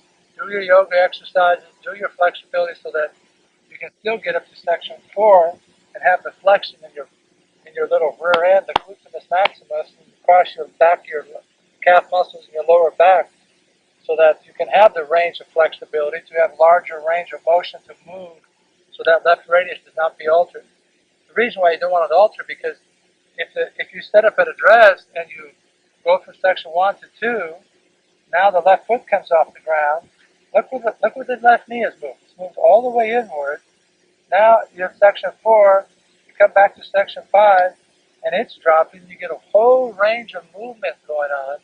The muscles working and firing and stretching and contracting in the whole area. It's very easy for that left hip to start rotating too early, too prematurely, instead of having the left knee straightened out. Left knee straightened, that's what frees the left hip. The tendency to come up here is to get the left hip to spin too early because of the left ankle radius being lost. And it seems to throw off the complex network and the symphony or the rhythm of the upper torso rotating through the ball, especially down at section 6, going to 7 with the lower torso. It's got to be timed just correctly coming through here. If I come up like this, then the hips fire too early, and the legs and everything gets out of sync, out of rhythm. So that radius lock, we don't want to lose that. Once you get down from section 4, going down to 5, going to section 6, going to section 7, you're going to lose the radius lock in your right ankle. Now, the reason for that is because once you get down to section 6, going to 7, the left knee is straightening out, the left hip is rotating, and so that's what's pulling this knee inward and also losing your radius lock in your right ankle. Okay? But in your foot action, once you go down to section 7, going to 8, see the location of the right foot? All the way up to here, the right foot should still be staying inward. You don't want to get it perpendicular to the ground. You don't want to get your right foot out in that direction because the right shoulder has a tendency to keep rotating all the way around through the shot. If I get a full shot here, taking it out, okay, see the position of the right foot, back and down. Same thing here, going up the plane, forward, okay, where it's bracing, keeping the right shoulder back. The right foot comes up, the tendency of the right shoulder to move forward. We don't want to do that because if this goes too prematurely, then the right shoulder will go, you've lost your axis tilt to axis tilt number 2, which is going to control the plane of the right shoulder as it moves around. Okay, very valid point here. If I swing it left-handed, you look at the left foot again, as I take it up, okay, left foot's got to stay down, up, okay, here, I go up to the top, okay, relationship of the left foot must stay down, okay, that's swinging left-handed. Let me check the battery again and see how we're doing. Okay, the battery seems to be working quite well. So that concludes our little seminar on motor set. I'll run again through motor set, the elements involved with establishing the framework to be able to send that ballistic missile called the golf ball in its orbit, as well as the arms and the shoulders. After motor set, I'm going to run through one more time very quickly in its order of the 10 sections, and then in conclusion, I'm going to spell out again the radius locks. So again, you have motor set established dual radius locks. One is a radius lock set up at address, 20 degrees. The other radius lock takes place at the very bottom of the section, between section 5 and 6, upper dorsal tilted to the right, wide tilted to the right, so that the right shoulder can move on the same plane, going up the plane, as the left shoulder went on the back swing. Okay? That dual axis tilt. Okay, number 2 is your radius lock. We discussed the importance of the radius locks. Third one is the fixation of the left foot alignment. Okay? We discussed the importance of the alignment number 1 of the left foot, position number 2 to position number 3. Number 1, it's more conducive. This left foot allows the range of the left hip of the hip girdle to slide to its maximum degree outside the left foot. When you're hitting your short little wedge shots, sandwich shots, bunker shots, chip shots, you want the left foot pretty much at right angles, unless you want to start knocking the ball down. Then you rotate the left foot out.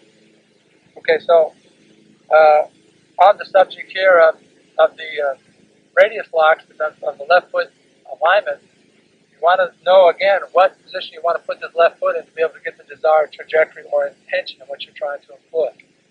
The left foot again, 1, 2, 3 position will determine how much hip slide there is. The hip slide does not take place because of the left foot position.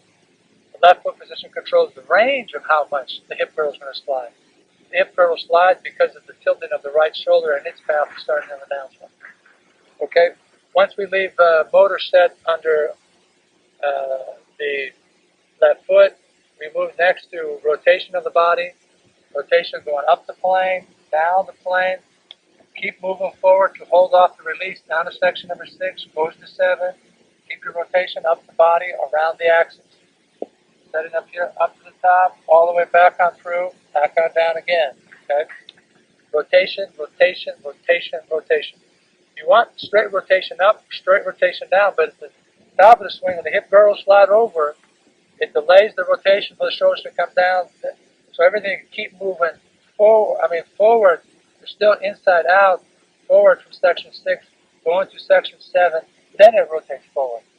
If you rotate forward just like this, then the right shoulder is going to move too high through impact. You got to have the axis tilt controlled by the right shoulder, and the range of the axis tilt is going to be determined by the left foot. Very important, my friends. Okay, so we have rotation. Rotation up, rotation down with the axis tilt, momentarily delaying the rotation, then bingo, all the way up to the plane, okay? Rotation up, down to section 5, going to section 6, the axis tilt, down the club to still move inside out here, bingo, right up to section number 8, 9, and 10. Okay, now we have no release. You're going to keep the relationship, the left arm, the club shaft, 90-degree relationship, rotating from 4 down to 5, down to 6, until centrifugal force throws you forward, bingo, up the plane again, okay? Section 6, there's delaying your release at the bottom here, and centrifugal force moves it forward. I did not throw that club myself. I took the club to the top, all the way down, bingo, okay? The throw out action of centrifugal force did it all for me. Okay, that's no release, and at the bottom, centrifugal force. Centrifugal force sits in there right at the very bottom of the swing. It rotates, goes the club forward on the 180-degree arc, coming in here, bingo to this position, then straight on up. Okay? All being dictated by centrifugal force. Let me check the battery again, please. It seems to be functioning quite well, Okay? We go to the 10 sections again. Address being here, setting up at address, wherever your center of gravity position again. Notice shift it to the left. Section 1, going up to section 2, the top. Section number 2, hands outside the right foot. Right elbow contracts first, the hands rotate the cock. Section number 3, left arm parallel to the ground, left shaft still on the plane line. Okay. Section 1, section 2, going up to section 3. The plane here of the club shaft going up is going to be controlled by the right elbow and keeping your radius bent at low. Okay? Radius lock. The right elbow keeps bending, the club keeps coming up the plane. Okay? Shoulders keep rotating, hips keep rotating. Down, coming on, back on down. Coming down to the bottom of the swing. Right elbow straightens out, brings the hands right down the plane. Now you see how the hands start moving forward here? See how they stop moving this direction? As they start moving forward, this is why you have to have the axis tilt to keep the hands going downward. Then at the very bottom here, then it goes outward. So you still have a downward motion here. Okay? All being controlled by the right elbow. Then centrifugal force takes over and you move forward up the line. Okay, this is section, going from section 1, section 2, okay, going up to section 3, going up to section 4, okay, coming down to section 5, club shaft still on the plane, coming down to section 6, right elbow straightening out, you know the relationship with the shoulders, what they're doing, centrifugal force sets in, throws it to 7, going from 7 over to 8, the hands stay recocked, right, they start recocking, keep the hands level all the way from stage 5 here, going to 6. You got to keep this hand left wrist level. Once your foot goes from 7, you lose your radius lock here. You keep your axis tilt coming up, coming down into stage 7. Going over to stage 8, the hands are recocking again. Then the hands recock, and then the elbows cock up, upward. At stage 9, going down to stage 10. The elbows must recock forward. You keep the club moving very lightly. Going up, forward, and back down again. Okay? Okay, looks like the battery's still functioning. So am I. A little help from our water friends here.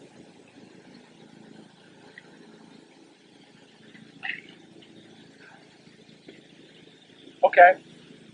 So, one of the things also when the section number 10, when section 4 through 10, you want to make sure you keep your axis tilt, keep the right foot back, your left knee is straightened out, your left hip is slid over just where it's just on the outside of the left foot like this. You're hitting the driver because the left foot is rotating around about 20 degrees. okay? If I'm hitting a sand wedge and my left foot's at right angles, I'll be coming through here and I'm going to have my tilt in this direction. Okay, now the last thing we're going to discuss is radius locks. We discussed that a little bit earlier. I'll run through one more time.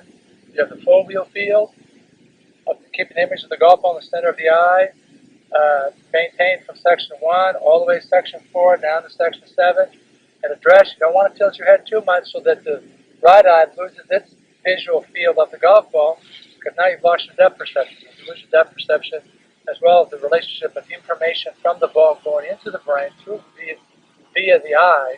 You're going to run into severe complications again. The body's just going to become disoriented. The brain won't know where to move itself, move the other limbs, as the central nervous system runs on milliseconds, thousandths of a second.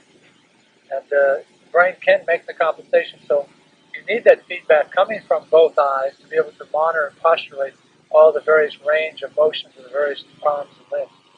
Okay, so under radius locks again, we have the foveal field. Second radius lock is your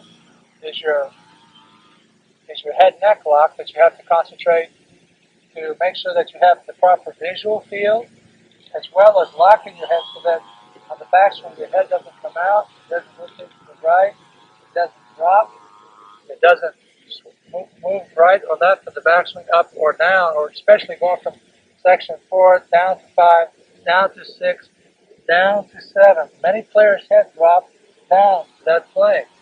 Very, very, very, very difficult. You don't want to do that.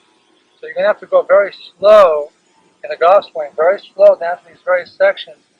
Then let the centrifugal force throw the club out and just move forward. And don't let the head be dropping. Okay? All right. The battery still is working quite well. Okay. Third radius lock is the right elbow. Right elbow controlling at address. Going to section 2, going up to 3, going up to 4. Just control the whole radius of the hand. If I'm at section number 3 going up, if I straight my right elbow too much, I've elongated the radius here. It's a different radius than I'm going to have down at the ball. The brain knows that. Okay? So we got to be aware of the right elbow coming up this way and right back on down on a very sharp arc. Okay? Right elbow looks like it's coming up to this plane here, very close to the body. Right? Okay? You don't want to be going this way, then close and try to change it. Don't want to do that. Okay, so radius lock again of the right elbow is very crucial, influential. Address section 2, going to section 3, going to section 4. Right elbow bending, allowing the club to go up the plane, the hands up the plane. Section 5, parallel to the ground. Section number 6, look at the right elbow straightening out. The hands have not moved in their forward direction yet because you're waiting at the very bottom here for centrifugal force to do that for us. Aha. So, right elbow is controlling all of that. Right elbow on the downswing goes out this way, you're going to change the radius again. So, please monitor the right elbow. Okay, once you get by the right elbow, we're going to go to the waistband, the radius lock. Again, establish that address 20 to 25% bent at the address position. This radius upward torso waistband lock controls the plane of the shoulders as they move up and down the plane. Okay, in a very fast motion. All this rotation of the shoulders is being controlled by the right elbow, left wrist, waistband, kneecaps, everything, the hip girdle is all being controlling the radius of that club head. It's a very complicated network. It's amazing how good the golfers do play. It's a tribute to the innovation and the miracle of the actual brain and cerebellum and how all the frontal lobes and how they all work together as one complete package. So, okay, now you have the waistband. Okay, its importance. You come down to section 6, going to section 7. Now, if the waistband controls the movement of the shoulders going up and down the plane, how do you keep the shoulders moving on the same plane from section 7 to 8? How do you control that? By the second axis tilt moving around forward up the plane angle again. That's where you can take the club up, okay, and have the excellent balance. The shoulders are still moving up the same plane angle, okay? Going up, right? Have the same degree of axis tilt, right? So, you've got to know that this waistband axis tilt is going to be lost at section 7 coming up, and to keep the shoulders rotated in the same plane angle, bingo. Got to have the second axis tilt. How much this tilt is going to be determined again by left foot. How much the left foot is rotated out, how much is rotated in. If it's in, if I do the same swing, my left foot's at right angles to the target line, look what happens to my hip. See how down I am? See that? I can't control it. I must be here. But if the left foot is rotated outward 45 degrees, I'll take it up. Look at this. It looks as if I'm almost straight up and down. Okay? Hip girdle range does not go outward. Left-handed, if the right foot's at right angles, I'll take it up. Okay? Now, the tilt, don't want to do that with your long irons. Wedges, they're fine, not the long irons. Okay, the battery's still working. I only think we've got about 7 or 8 minutes left, so I'm in kind of a hurry to conclude this tape for you. So radius lock waistband. Next radius lock is discussed here is the fifth radius lock, and that is certainly the hip girdles. Again, I've discussed it earlier, just recently, the role of the hip girdles. You want your right foot webbed out a little bit in the backswing. That'll help support you from sliding too much. If the right foot's at right angles to the backswing, the hip girdles will slide, have a tendency to do that. You don't want to be getting into that bad habit, because you're changing the radius of the club bed as well as your center of gravity motion. And it's very complicated to control and to organize here, okay? So, please forgive me for having this noise in the background. I hope it's not hurting our volume of the sound that I'm trying to transmit to you, okay? Very shortly he will be leaving. Okay, so here we are again. The hip girdle slide, you're going to control that range of motion by the position of your left foot, and that's going to determine what kind of flight you want to have on the ball. The flight of the ball is synonymous to where that left foot is positioned.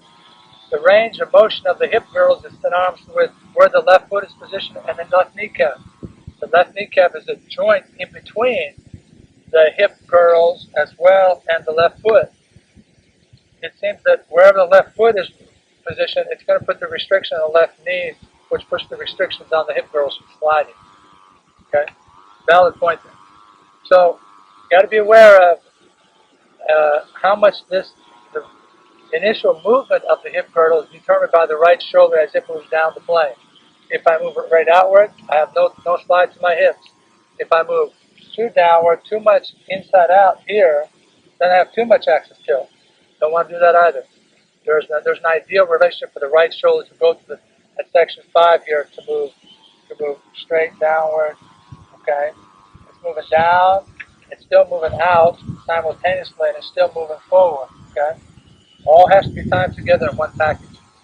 Okay, you have left wrist going top of the swing, coming down at the bottom, keep it in a neutral position. Stage 6, going to stage 7, going over to stage 8. If this stays level or pretty much cocked, the hands stay close to the body. They don't uncock and get away from the body. Okay? You want to keep it relatively close to the body as you move up the axis and up and over. Okay? I'm checking the battery again, still working. You have that left wrist radius lock is very important. Next stage is the kneecaps. We discussed that, where you know the range of the knees and its role of setting up at address. You're in a constant change in radius. Okay, like there's a dancing routine going on in your kneecaps. Okay, come on, baby. Okay, so you want to make sure that those both kneecaps, you know their role, their relationship, setting up at address, taking the club back, going up to section number 3 here. Make sure the right knee doesn't straighten out because it gives too much mobility to the right hip. If the hips turn more than 45 degrees, the shoulders will turn more than 45 degrees, and then the club will have a tendency to cross over at the top. Okay?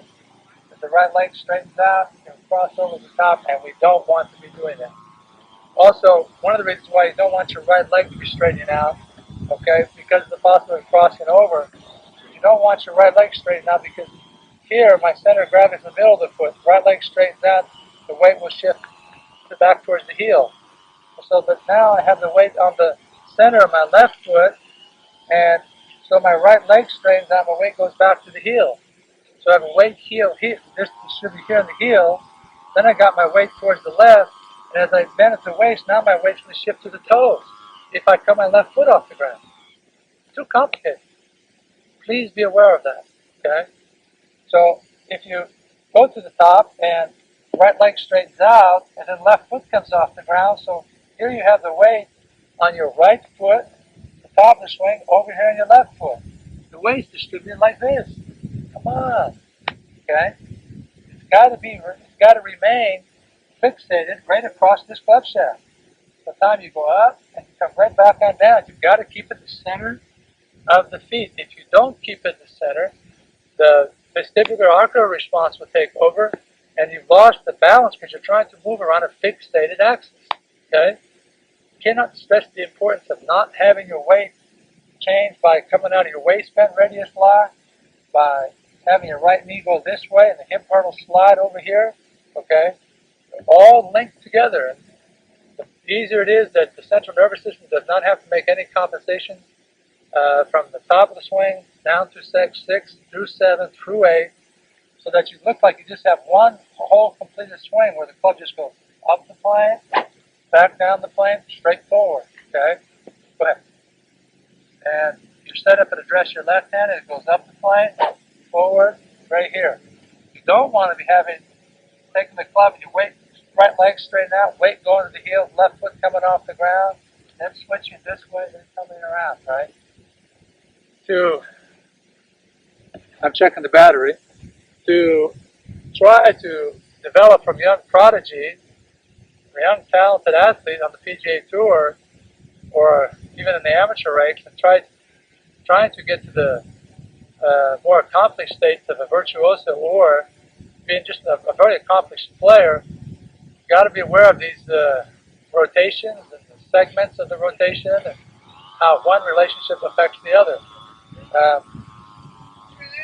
As you get down to stage number, the radius lock down to the ankles, again, as I said earlier, you don't want to be coming out of it on the top of your swing because you don't want the left kneecap to be changing. Okay.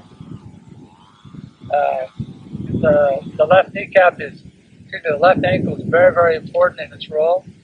From going to the top of the swing, you don't want to be doing that. You got to keep it locked, stable, going up, down to impact. Left leg straightens out. You lose the radius lock once the club shaft goes from 6, going right to stage 7. It's just starting to come off the ground. From 6, going straight to 7, slightly coming off the ground, going all the way to 8. The right foot stays back and down.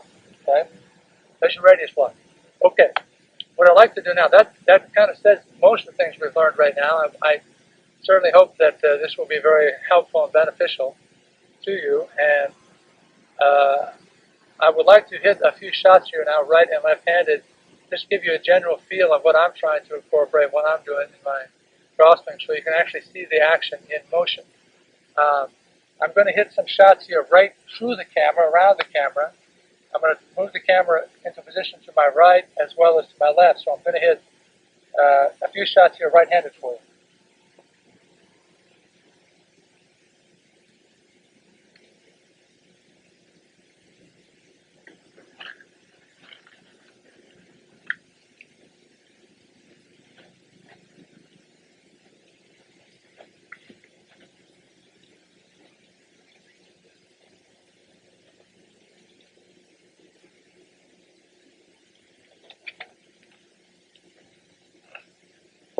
All right.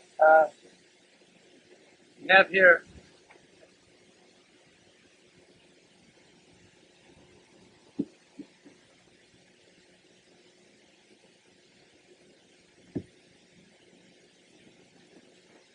the driver here.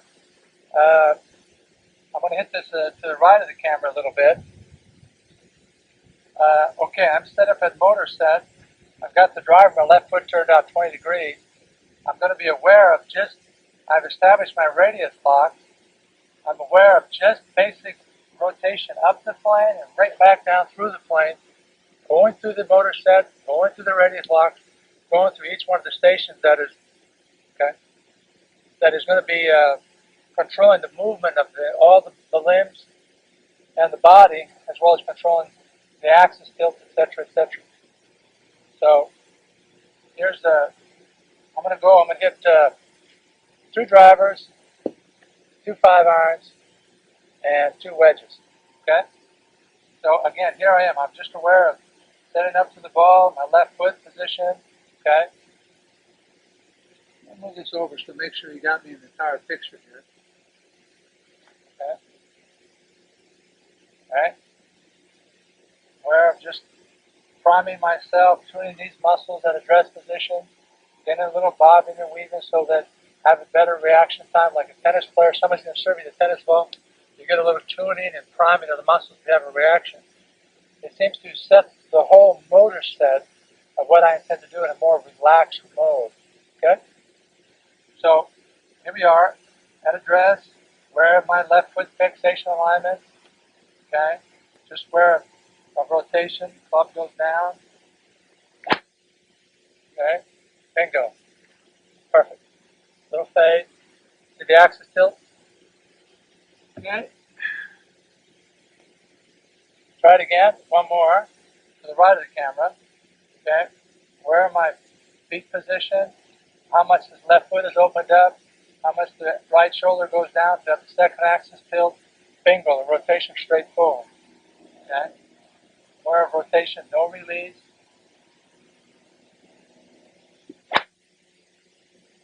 Hit a little hook there. Alright.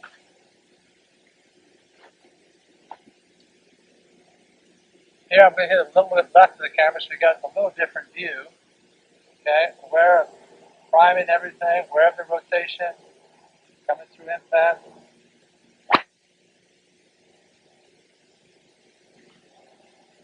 Okay, one more.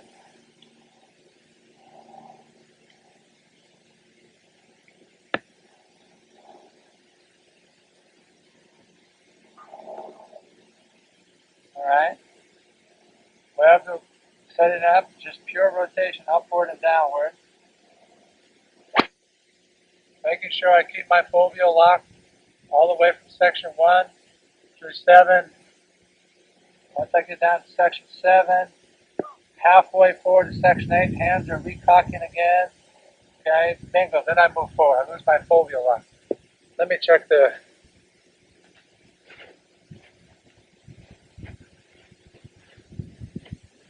Oh, the camera's still working. All right. Let me go to some 5-irons here. How about 2 4-irons? Okay.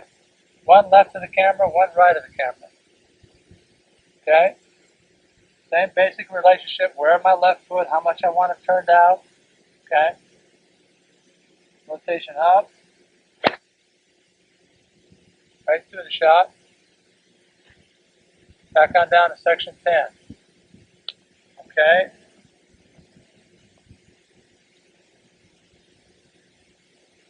Set. I'm going to a little bit right of the camera here. Same thing. Where my left foot position. Rotate it up. Right through the shot. Up to section number 10. Little axis tilt, right? Okay.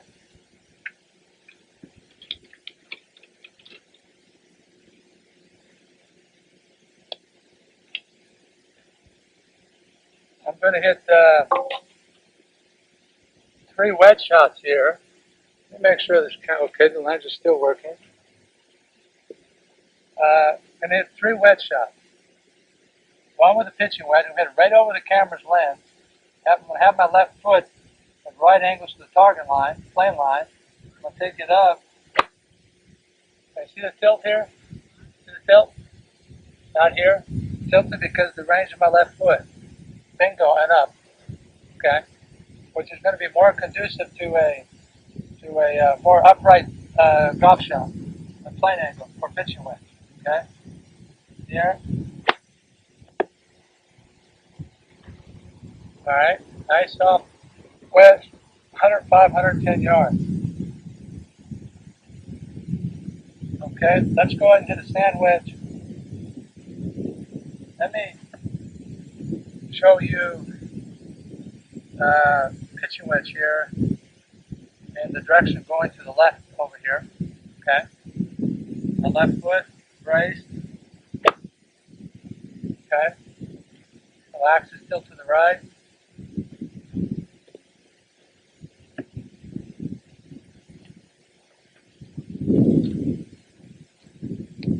Let me hit a forearm to the left over here so you have a little bit of a view of the side angle. Okay, once I've set into it,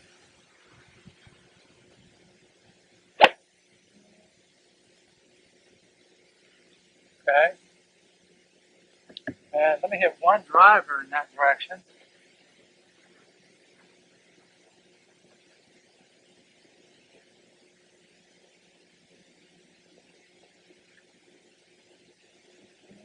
Okay.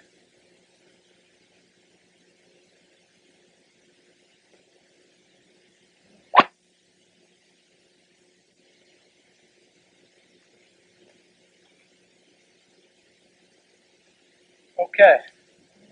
Uh,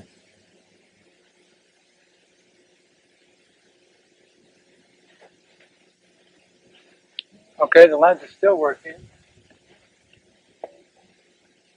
Let's do the couple sand wedges right over the top of the camera.